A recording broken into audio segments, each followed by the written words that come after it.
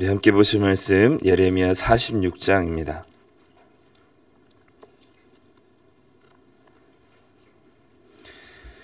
예레미야 46장 13절부터 28절까지 말씀, 우리 구약성경 1126쪽에 있습니다.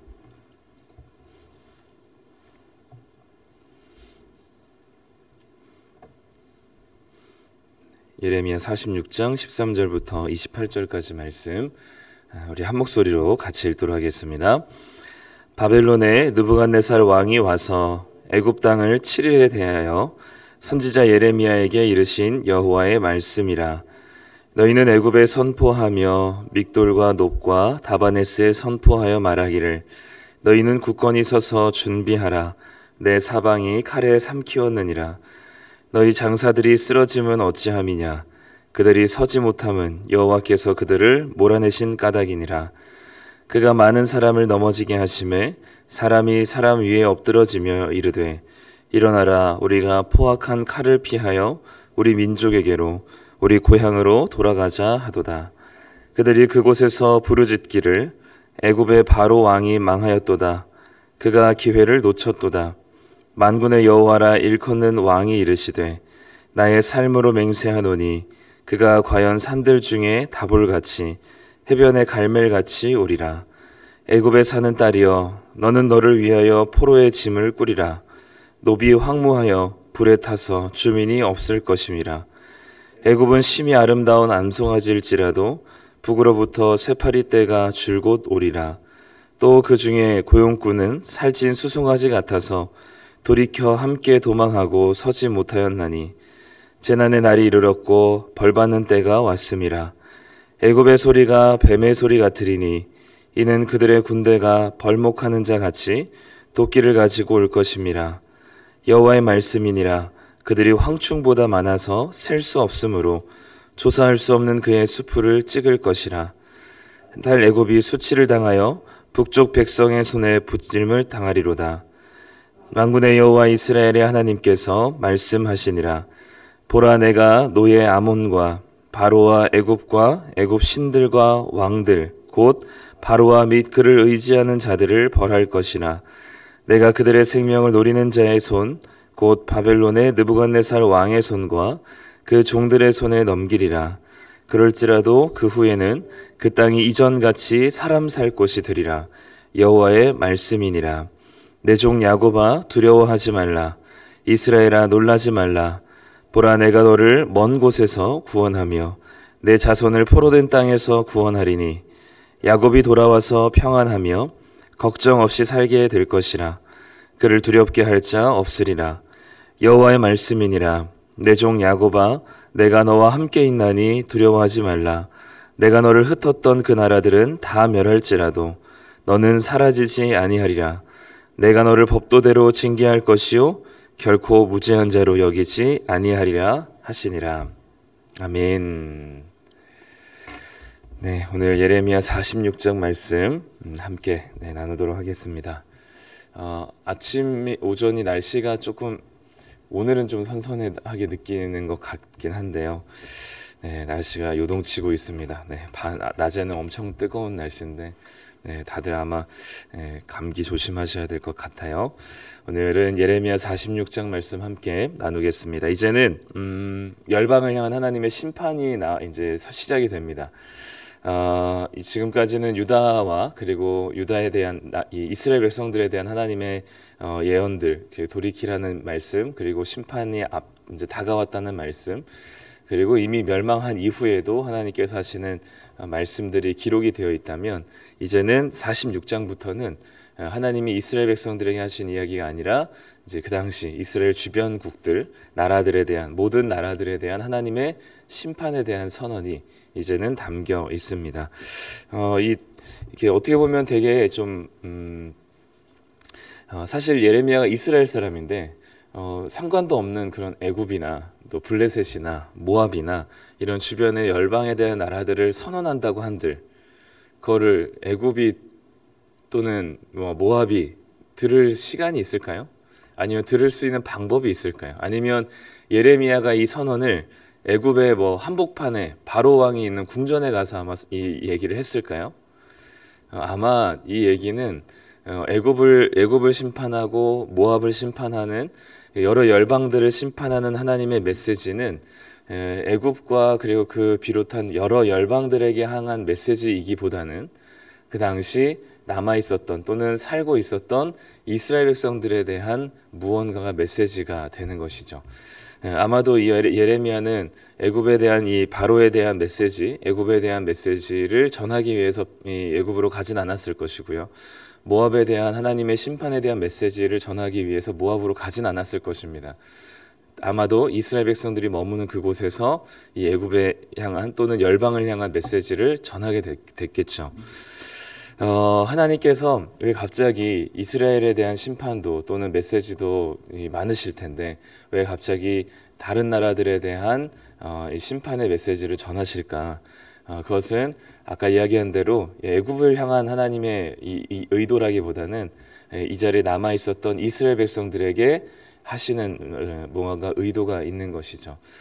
그 의도를 생각해 보면 당시는 고대 사회에는 그 각자 나라들마다 또는 지역마다 섬기고 있는 신들이 다 달랐습니다. 그러니까 신의 종류도 굉장히 다양했겠죠. 근데 그 신들이 그 나라들이 서로 전쟁을 하거나 싸우게 되면 그 나라의 전쟁이기보다는 그 나라가 섬기고 있는 신들의 전쟁으로 여겼습니다. 그래서 만약에 이스라엘 백성들과 만약에 바벨론과 싸운다면 바벨론이 섬기고 있는 신과 그리고 이스라엘이 섬기고 있는 여호와 하나님과의 싸움이었죠. 근데 거기서 만약에 이스라엘이 진다고 한다면 이스라엘이 섬기는 여호와 하나님이 바벨론의 신보다 능력이 부족하다고 여겼습니다. 즉, 이 전쟁에서 이기고 지는 것이 자기가 믿고 섬기고 있는 신에 대한 능력으로 여기게 된 것이죠. 그렇기 때문에 당시 고대 사회에서는 자기가 믿고 있는 신 그리고 또는 이거보다 강력한 신이 있다면 언제든지 갈아탈 수 있는 게 고대 사회였던 것이죠. 그런 이스라엘 백성들이 그렇게 살고 있는 때가 그런 상황이었는데 이스라엘 백성들도 여호와 하나님을 그저 자신들의 민족적인 신으로 정도 여기고 있었습니다. 가나안 땅에 바알이라고 하는 신을 무너뜨리고 새로운 나라를 건설한 이스라엘이라는 나라를 건설하게 한 이스라엘이 믿는 하나님이라는 신이 이 가나안 지역을 다스리고 있는 또는 우리 민족을 다스리고 있는 신이라고 여겼던 것이죠. 그렇기 때문에 이스라엘 백성들의 머릿속에서도 당시 사람들이 생각하고 있었던 신에 대한 개념을 벗어나기가 참 어려웠습니다.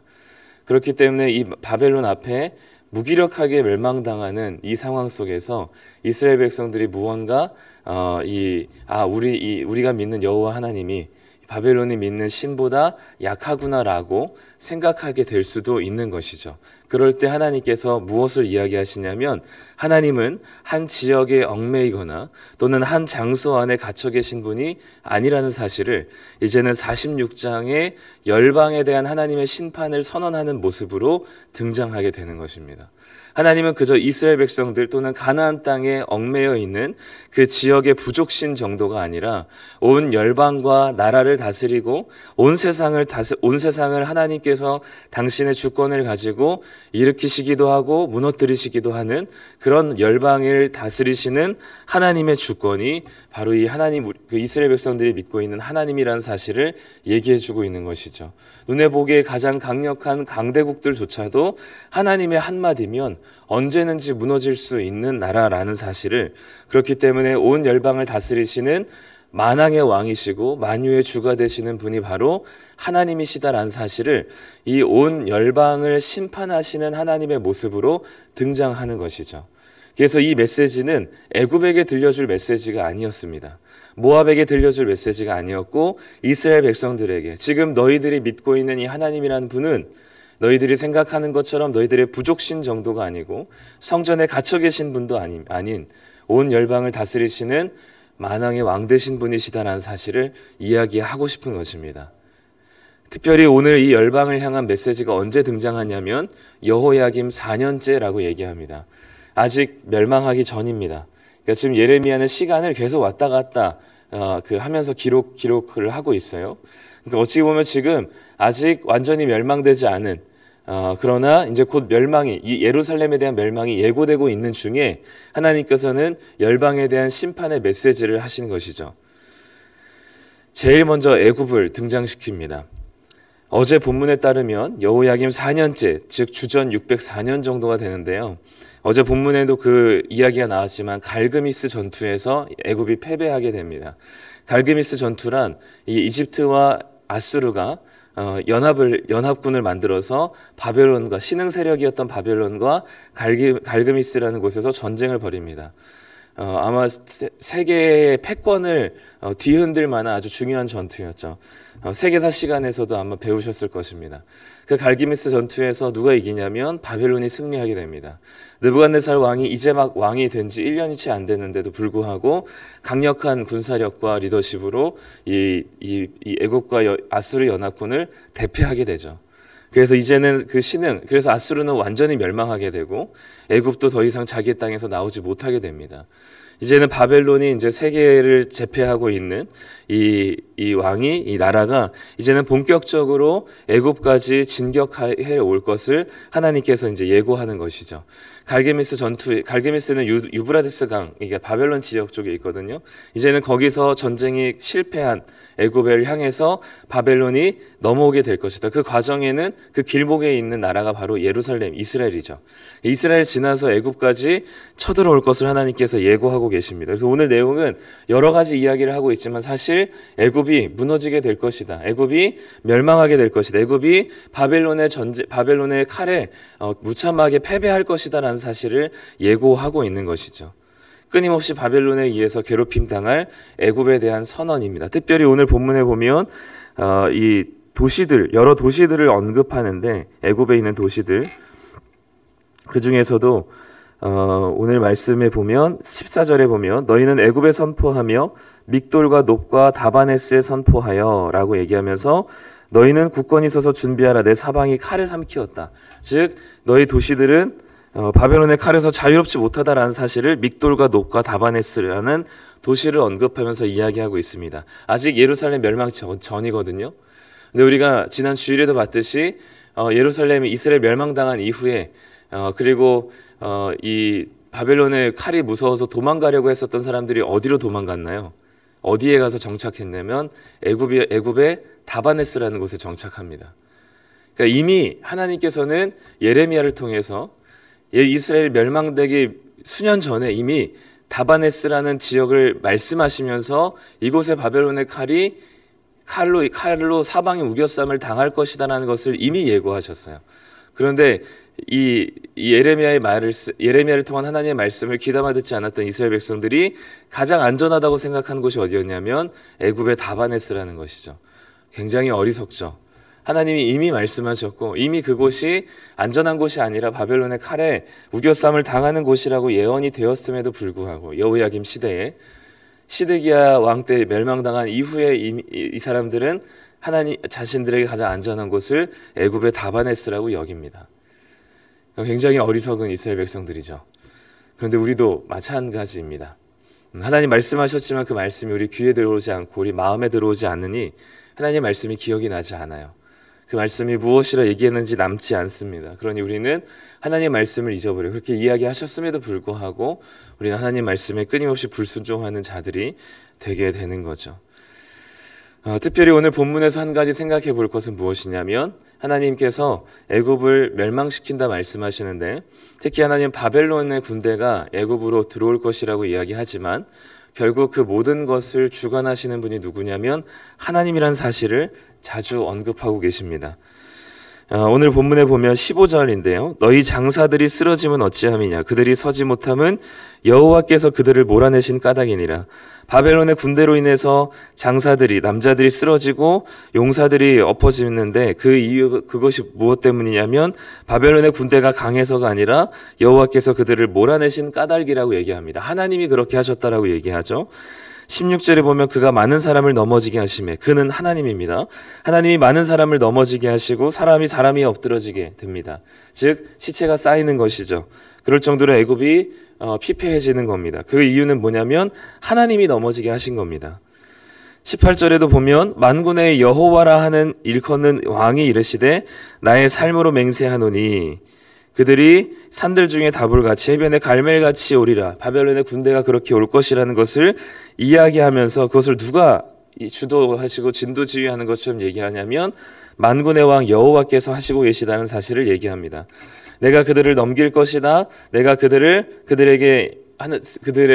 넘어뜨릴 것이다. 그러니까 하나님께서 이 모든, 그러니까 겉으로 볼 때는, 그리고 그냥 역사적으로 볼 때는 바벨론 군대가 애굽을 쳐들어온 것이지만 성경의 기자는 무엇이라고 해석하냐면 하나님께서 바벨론을 통해서 애굽을 심판하시는 것으로 해석을 합니다. 그러니까 이런 이런 시선이 어디에 필요하냐면 예수님을 믿는 우리들에게 필요한 겁니다. 겉으로 보면은 다양한 이유로, 여러 가지 상황들로, 여러 가지 명분으로 전쟁이 일어나기도 하고 또 정책이 결정되기도 하고 수많은 것들이 이 세상 가운데 결정되어서 진행되기도 하지만 그 모든 것들을 주관하시고 다스리고 계시는 분이 누구냐면 하나님이라는 시각과 시선이 필요한 것이죠.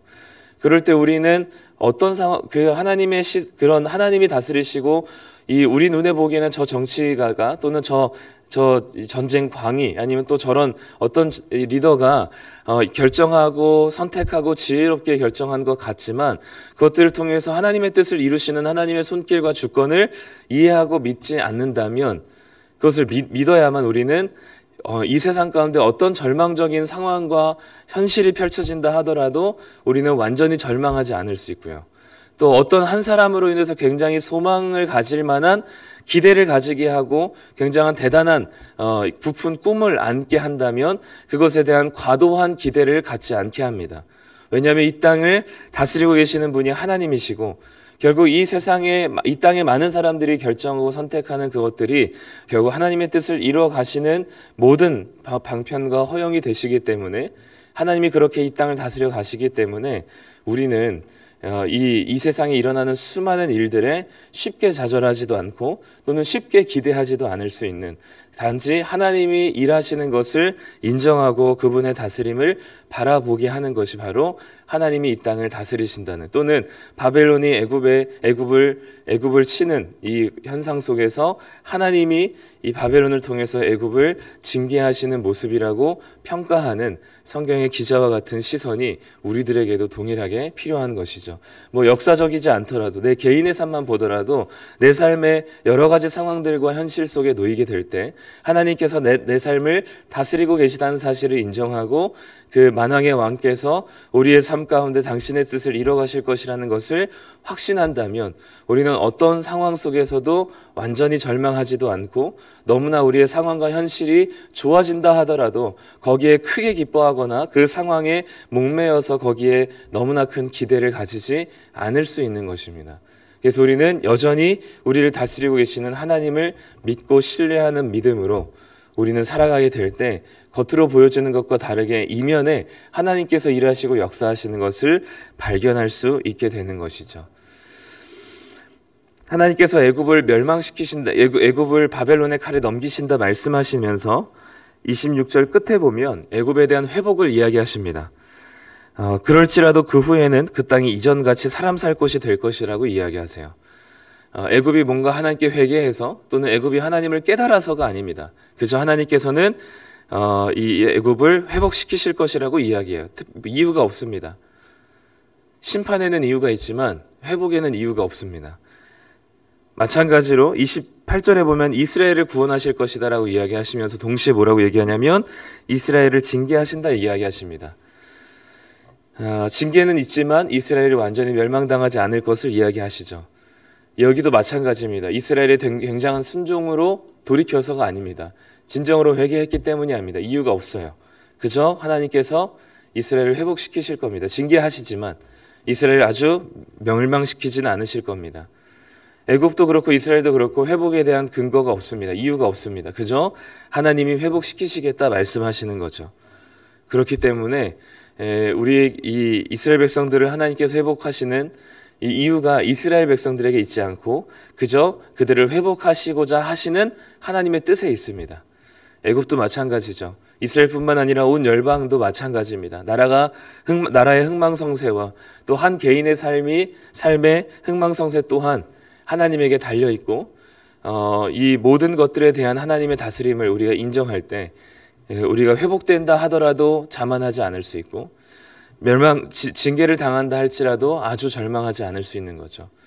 이 모든 것의 다스림과 주권은 그분에게 있기 때문입니다. 그러니 우리는 하나님을 신뢰함으로 오늘 하루도 그분이 펼쳐가시는 일하심을 발견하시며 살아가시는 하루하루가 되시면 좋겠습니다.